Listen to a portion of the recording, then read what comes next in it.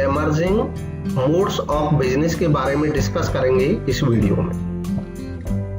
Emerging modes of business मतलब व्यवसाय के उभरते हुए स्वरूप। जैसे जैसे इकोनॉमिक डेवलपमेंट हो रहा है, मॉडर्नाइजेशन हो रहा है, वैसे ही जो बिजनेस के मोड्स हैं, बिजनेस के प्रकार हैं, वो भी बढ़ रहे हैं। नए नए ट्रेंड्स हमको बिजनेस में देखने को मिल रहे हैं। इन्हीं में से जो मेजर मोड्स हैं उनके बारे में डिस्कस करेंगे। सबसे पहले बात करते हैं ई बिजनेस के बारे में। ई बिजनेस का कॉन्सेप्ट क्या है? ई बिजनेस यानी कि इलेक्ट्रॉनिक बिजनेस। बिजनेस का मतलब होता है ऐसी इकोनॉमिक एक्टिविटीज जिनमें इंडस्ट्री और कॉमर्स शामिल रहते हैं, यानी कि वो सारी एक्टिविटीज जो या तो इंडस्ट्री से रिलेटेड हैं या कॉमर्स से रिलेटेड है। खरीदना, बेचना या बनाकर बेचना, ये सब जब लाभ कमाने के लिए किया जाता है तो वो सब बिजनेस एक्टिविटी कहलाता है। ई बिजनेस का मतलब उन सभी बिजनेस एक्टिविटीज को ऑनलाइन करने से है।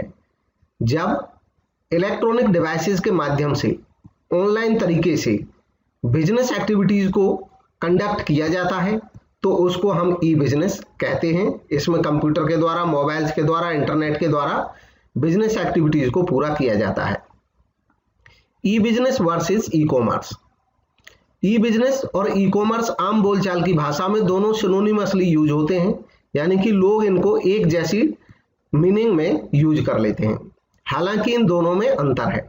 जो अंतर बिजनेस और कॉमर्स में होता है वही ई बिजनेस और ई कॉमर्स में भी है। ई कॉमर्स कवर करता है एक फर्म के इंटरेक्शंस को उसके कस्टमर के साथ और सप्लायर्स के साथ ओवर द इंटरनेट, यानी कि ई कॉमर्स में ट्रेड और ऑक्सिलरीज टू ट्रेड शामिल किया जाता है, जबकि ई बिजनेस में ई कॉमर्स तो शामिल होता ही है, साथ ही साथ जितनी भी प्रोडक्शन एक्टिविटी है, इन्वेंट्री मैनेजमेंट है, प्रोडक्ट डेवलपमेंट है, अकाउंटिंग, फाइनेंस और ह्यूमन रिसोर्स मैनेजमेंट की एक्टिविटी है, वो सब ई बिजनेस के दायरे में आ जाती हैं। मतलब ई बिजनेस एक वाइड कॉन्सेप्ट है और ई कॉमर्स भी ई बिजनेस का ही एक हिस्सा है। ई कॉमर्स कंप्राइज करता है एक बिजनेस फर्म के इंटरेक्शन को उसके सप्लायर्स के साथ, डिस्ट्रीब्यूटर्स के साथ और दूसरी बिजनेस फर्म्स के साथ। इसके लिए थोड़ा इसको और क्लियर करने के लिए, to make it more clearer, मैं यहाँ पे बिजनेस और कॉमर्स का रिलेशन फिर से बताता हूँ। शुरुआती चैप्टर्स में हमने बताया था बिजनेस और कॉमर्स का रिलेशन। ह्यूमन एक्टिविटी दो तरह की होती हैं, इकोनॉमिक एक्टिविटी और नॉन इकोनॉमिक एक्टिविटी। जो इकोनॉमिक एक्टिविटी होती हैं, आगे इकोनॉमिक एक्टिविटी बढ़ जाती हैं बिजनेस, प्रोफेशन और एम्प्लॉयमेंट में। बिजनेस आगे फिर डिवाइड हो जाता है, तो बिजनेस का एक हिस्सा रहता है इंडस्ट्री और दूसरा हिस्सा रहता है कॉमर्स।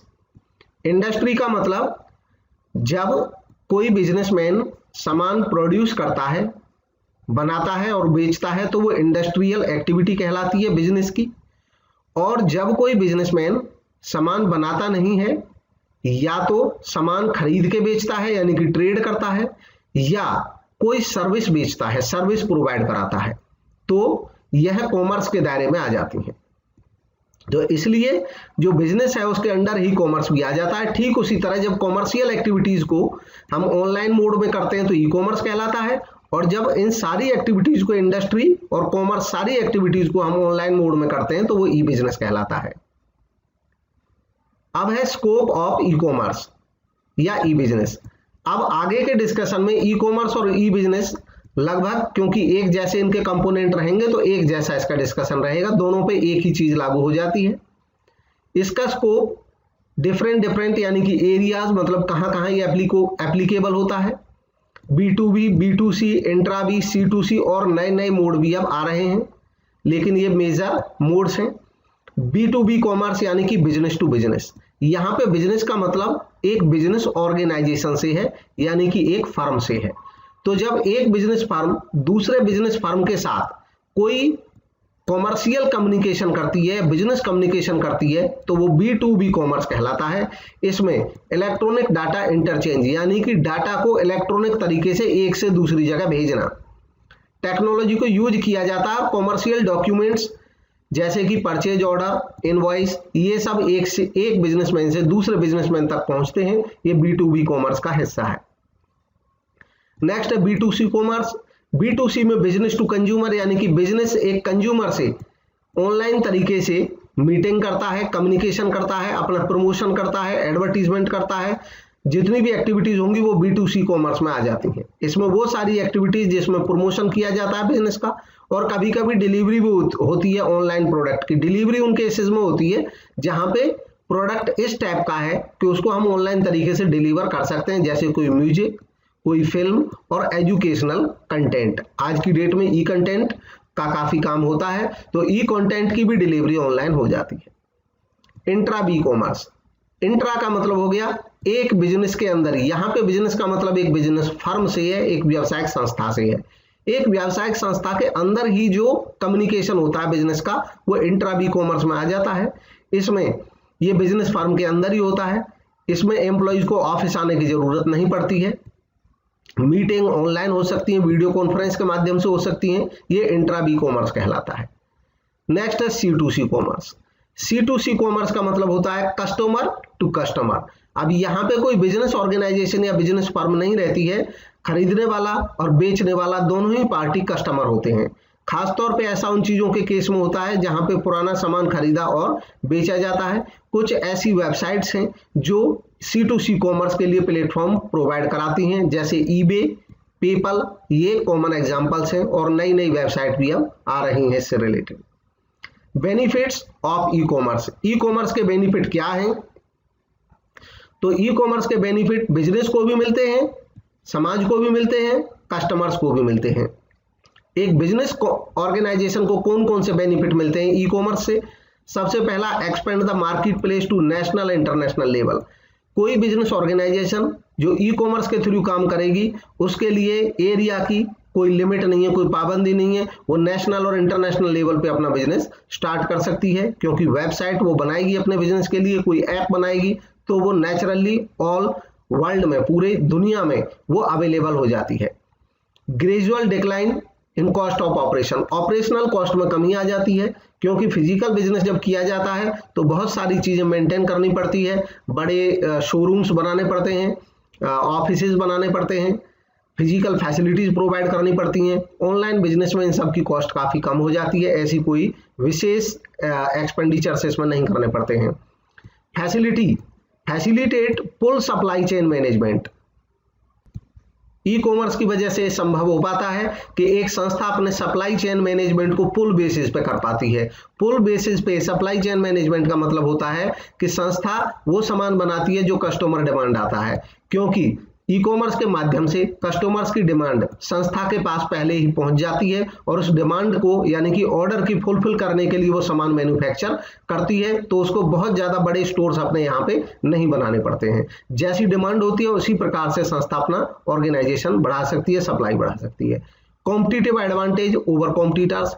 तो क्योंकि कंपटीशन, कट थ्रोट कंपटीशन है आज की डेट में मार्केट में, तो संस्थाएं एक दूसरे से आगे जो निकलना चाहती हैं, तो जो संस्था ई कॉमर्स का यूज करती है वो अपने कॉम्पिटिटर से कुछ आगे हो जाती है, क्योंकि उसके पास एडवांस इंफॉर्मेशन आ जाती है। प्रॉपर टाइम मैनेजमेंट हो पाता है इसकी वजह से, और बिजनेस प्रोसेस को भी सपोर्ट मिलती है। स्मॉल फर्म को एग्जिस्ट कर पाती है बड़ी फर्म के साथ, क्योंकि इंटरनेट की वजह से, ऑनलाइन बिजनेस की वजह से जो स्मॉल फार्म्स हैं वो भी अपना बिजनेस नेशनल और इंटरनेशनल लेवल तक पहुंचा सकती हैं, तो वो भी अपने छोटे रिसोर्सेज से भी, स्मॉल रिसोर्सेज से भी बड़ा बिजनेस कर सकती हैं। अब है कंज्यूमर्स को और सोसाइटी को क्या बेनिफिट है इससे। तो कंज्यूमर्स और सोसाइटी को बेनिफिट है फ्लेक्सिबिलिटी। ये बिजनेस फ्लेक्सिबल है, यानी कि इसमें काफी फ्लेक्सिबिलिटी है। Competitive price, discount, wave of मिलते रहते हैं। बहुत सारे ऑप्शंस हमारे पास अवेलेबल होते हैं। चॉइसेस और कस्टमाइज्ड प्रोडक्ट्स भी मिल जाते हैं। ऑनलाइन हम ऑर्डर करते हैं, अपनी पसंद हम बताएंगे तो कस्टमाइज्ड प्रोडक्ट भी मिल जाते हैं। क्विक एंड टाइमली डिलीवरी हो जाती है। अगर डिजिटाइज्ड प्रोडक्ट्स हैं तो और ज़्यादा जल्दी डिलीवरी मिल जाएगी। एम्प्लॉयमेंट पोटेंशियल है, यानी कि काफ़ी लोगों को रोजगार देने की क्षमता इस व्यवसाय में। कुछ लोग डिलीवरी में लगे होते हैं, कुछ लोग पेमेंट्स में लगे होते हैं, कुछ लोग कलेक्शंस में लगे होते हैं। फैसिलिटेट ई ऑक्शन और ई टेंडर, इसकी वजह से जो ऑक्शंस हैं या टेंडर्स हैं इनको हम इलेक्ट्रॉनिक मोड में कर सकते हैं, हमें पार्टीज को बुलाने की जरूरत नहीं है। इंटरेक्शन विद कंज्यूमर, कंज्यूमर्स के साथ कोई संस्था दूर बैठे हुए भी अपना इंटरेक्शन बनाए रख सकती है ईमेल्स के माध्यम से। लिमिटेशन ऑफ ई बिजनेस, अब ई बिजनेस की कुछ लिमिटेशंस भी हैं, कुछ इसके दोष हैं। लो पर्सनल टच, इसमें पर्सनल टच बन ही नहीं पाता है और बनता है तो काफी कम रहता है, यानी कि आमने सामने मुलाकात नहीं होने से सेलर और बायर जो होते हैं उनमें आपस में कोई पर्सनल लगाव नहीं होता है। Incongruence between order taking, giving, order fulfilment speed, इसके अलावा कई दफे परेशानी ये होती है कि जैसे ऑर्डर दिया और ऑर्डर मिलने में इनकॉन्ग्रुएंस हो सकता है, यानी कि जिस टाइम पे हमने ऑर्डर दिया हो सकता है नेटवर्क फेलियर की वजह से वो ऑर्डर ना मिला हो जिसको ऑर्डर फुलफिलमेंट करना था, तो इस वजह से कई सारी प्रॉब्लम्स आ जाती हैं। Need for technology capability, online business वही कर सकता है जो टेक्निकल कैपेबिलिटी रखेगा, कंपिटेंस होना चाहिए पार्टीज को। जो लोग ये बिजनेस नहीं जानते हैं वो इसका बेनिफिट भी नहीं उठा पाते हैं। इंक्रीज्ड रिस्क, अब यहाँ पे एक रिस्क बढ़ जाता है और उसका कारण होता है एनोनिमिटी। एनोनिमिटी का मतलब होता है अज्ञानता, यानी कि यहाँ पे अज्ञानता का मतलब ज्ञान से रिलेटेड नहीं है, अज्ञानता मतलब हमें खरीदने और बेचने वाले के बारे में जानकारी नहीं होती, अनजानता कह सकते हैं, अनजान। क्योंकि बायर और सेलर दोनों ही इंटरनेट के माध्यम से मिलते हैं, एक दूसरे की जानकारी सही नहीं होती है, कई दफे लोग नाम भी बताते हैं तो वो गलत बता देते हैं, एड्रेस भी गलत लिख देते हैं अपना, जिससे कि एनोनिमस रहता है, यानी कि हमें ये पता नहीं रहता है कि हम किसके साथ डील कर रहे हैं। नॉन ट्रेसेबिलिटी होती है पार्टीज की, हमें ये पता नहीं चलता पार्टी कहाँ की है, उसका एड्रेस क्या है, तो इसलिए कुछ रिस्क भी, धोखाधड़ी भी इसमें हो जाती है। पीपल रेजिस्टेंस, पीपल इसका लगभग कुछ लोग जो होते हैं वो विरोध करते हैं इसका। इसके अलावा एथिकल फॉलआउट, यानी कि यहाँ पे एथिक्स का ध्यान नहीं रखा जाता है इंटरनेट बिजनेस पे। नेक्स्ट है ई बिजनेस एप्लीकेशंस। अब ई बिजनेस के एप्लीकेशन कहाँ है ये यूज होता है ई बिजनेस, तो ई प्रोक्योरमेंट में यूज होता है। प्रोक्योरमेंट का मतलब होता है सामान खरीदना, सामान को प्राप्त करना। इंटरनेट बेस्ड सेल्स ट्रांजैक्शन होती हैं दो फर्म के बीच में। एक single business purchaser, many sellers हो सकते हैं, यानी कि एक बड़ा परचेजर हो सकता है, वो ऑनलाइन माध्यम से बहुत सारे सेलर्स से सामान खरीद सकता है। ऑनलाइन ट्रेडिंग मल्टीपल बायर और मल्टीपल सेलर्स के बीच में हो सकती है। ई बिडिंग या ई ऑक्शन, ई बिडिंग का मतलब होता है बोली लगाना, नीलामी करना। यहाँ पे ई बिडिंग या ई ऑक्शन में ऑनलाइन कोट कराई जा सकती है, बोली लगवाई जा सकती है और कोटेशन ऑनलाइन सबमिट की जा सकती है। ई कम्युनिकेशन या ई प्रमोशन, यानी कि कम्युनिकेशन भी, जैसे किसी को एडवर्टीजमेंट करनी है, अपने सामान का प्रमोशन करना है, तो वो भी ऑनलाइन तरीके से लोगों के पास मेल भेज करके, बैनर्स के माध्यम से, ओपिनियन पोल, कस्टमर सर्वे आदि ऑनलाइन अरेंज करके किए जा सकते हैं। नेक्स्ट है ई डिलीवरी, यानी कि डिलीवरी भी इलेक्ट्रॉनिकली की जा सकती है। कुछ सामान ऐसे होते हैं जैसे कंप्यूटर सॉफ्टवेयर है, फोटोग्राफ्स हैं, वीडियोस हैं, बुक्स, ई बुक्स हैं, जर्नल्स हैं, ऐसी चीजें, या दूसरा कोई मल्टीमीडिया कंटेंट है, इनको हम ई डिलीवर भी कर सकते हैं।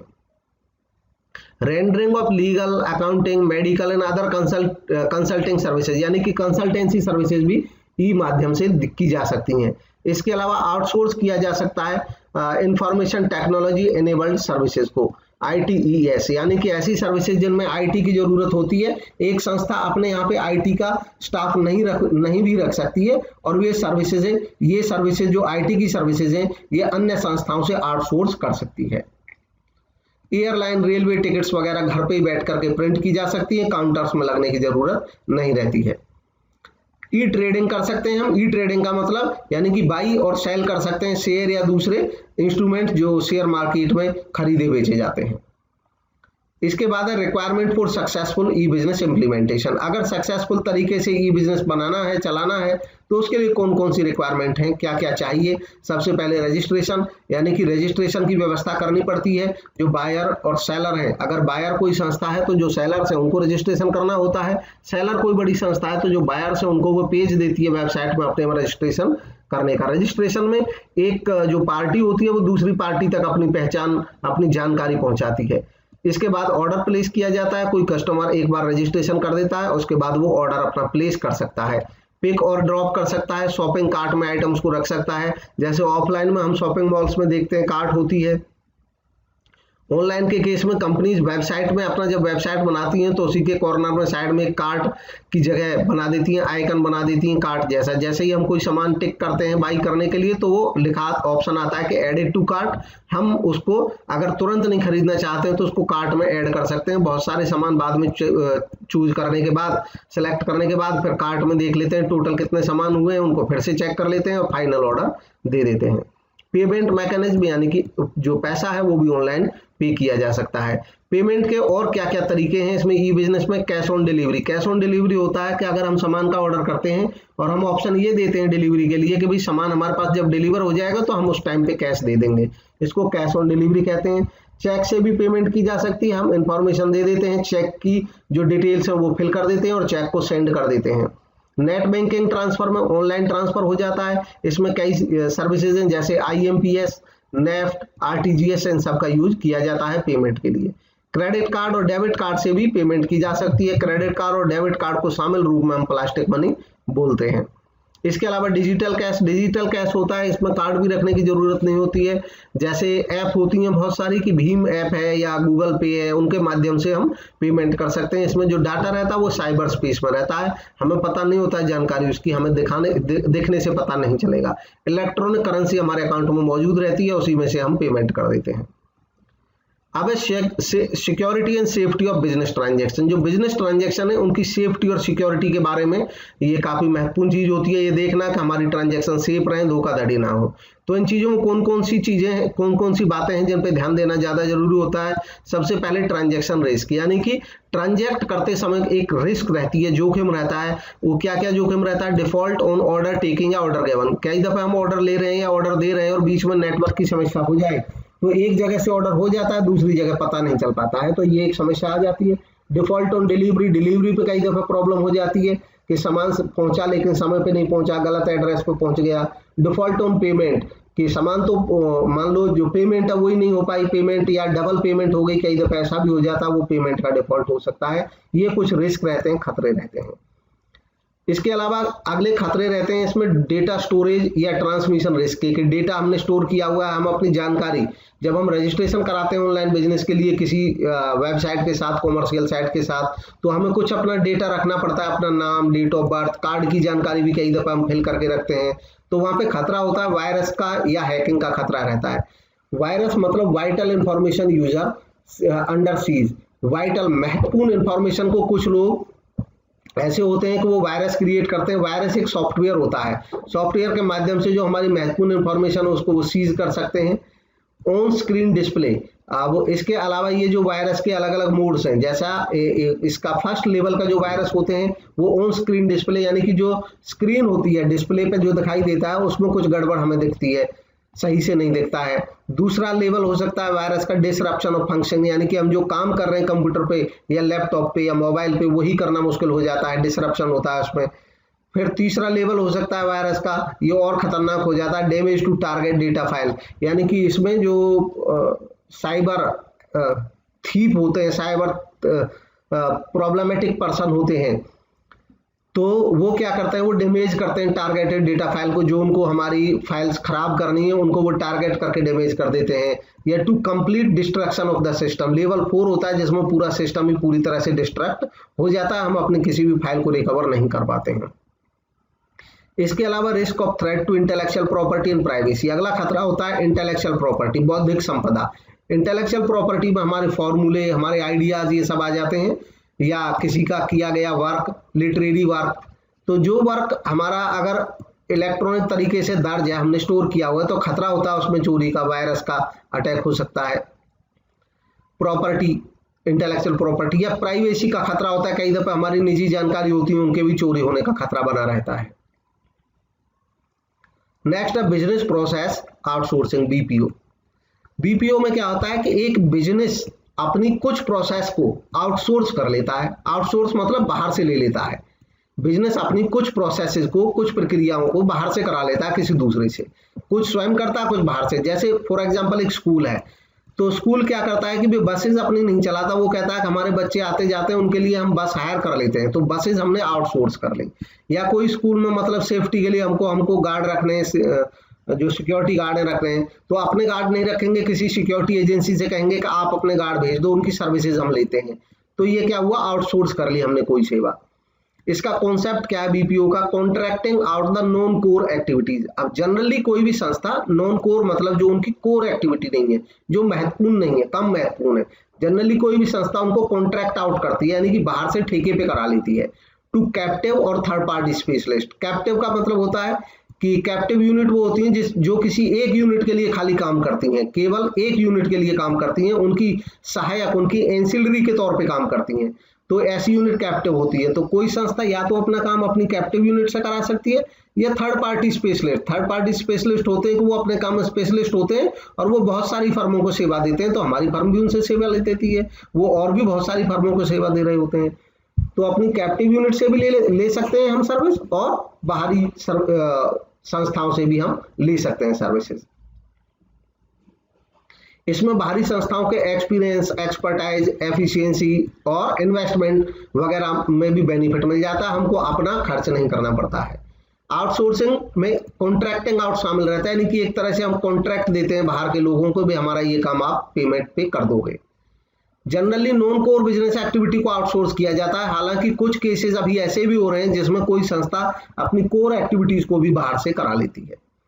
प्रोसेस को आउटसोर्स कराया जा सकता है कैप्टिव यूनिट से भी और थर्ड पार्टी से भी। अब बीपीओ कौन कौन सी सर्विसेज प्रोवाइड करते हैं, जो बीपीओ होते हैं वो आमतौर पे सर्विसेज देते हैं कस्टमर केयर की, कॉल सेंटर, हेल्प डेस्क के तौर पे, ह्यूमन रिसोर्सेज की, इसमें रिक्रूटमेंट और selection, training, development, placement, payroll processing, ये सब बाहर की संस्थाओं से करा लिया जाता है। टेक्निकल सपोर्ट ली जा सकती है बाहर की संस्था से।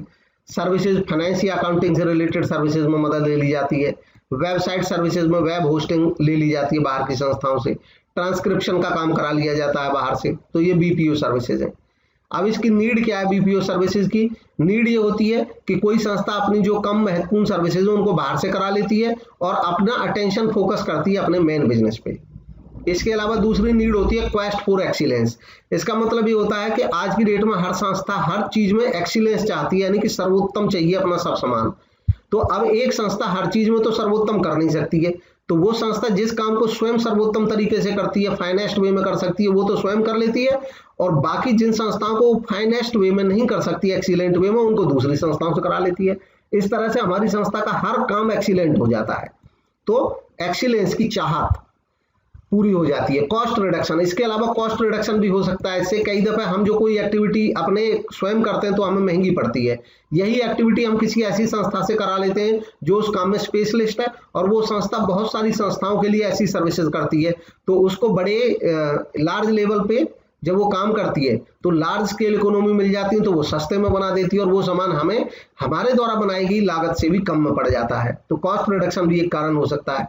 ग्रोथ थ्रू अलायंस, और एक भावना इसमें रहती है कि अलायंस के माध्यम से ग्रोथ करना। अगर सारी सर्विसेज हम स्वयं करेंगे तो हमको अपना ही हर सामान डेवलप करना पड़ेगा। फॉर एग्जांपल जैसे मोबाइल कंपनी है, अगर वो अपने ही टावर यूज करेंगी तो हर जगह उन्हें अपने ही टावर लगाने पड़ेंगे। अभी क्या करती है, ट्रेंड क्या चला है कि एक संस्था कोई टावर लगाती है थर्ड पार्टी, और उसमें 4-5 कंपनी होती है मोबाइल की, वो सारी अपने उस टावर पर ही अपने एंटीना लगा देती हैं। तो अलायंस के थ्रू ग्रोथ हो जाता है। फ्लिप टू इकोनॉमिक डेवलपमेंट, इसके अलावा ये इकोनॉमिक डेवलपमेंट को फिल करता है, यानी कि इसको भी आगे बढ़ाता है। नेक्स्ट है स्कोप। अब स्कोप क्या है इसका, कहां कहां ये स्कोप किया जा सकता है यूज। तो की सेगमेंट्स जैसे कॉन्ट्रैक्ट मैन्युफैक्चरिंग, यानी कि मैन्युफैक्चरिंग का काम हम कॉन्ट्रैक्ट पे करा सकते हैं। खासतौर पे जो एक्सपोर्टर होते हैं वो सामान विदेशों में एक्सपोर्ट करते हैं, और किसी जैसे इंडिया का एक्सपोर्टर होगा तो इंडिया में बहुत सारे मैन्युफैक्चरर्स होते हैं, उनसे सामान बनवा लेते हैं ऑर्डर पे और फिर एक्सपोर्टिंग का काम स्वयं करते हैं। कॉन्ट्रैक्ट रिसर्च, यानी कि रिसर्च का काम कॉन्ट्रैक्ट पे कराया जा सकता है।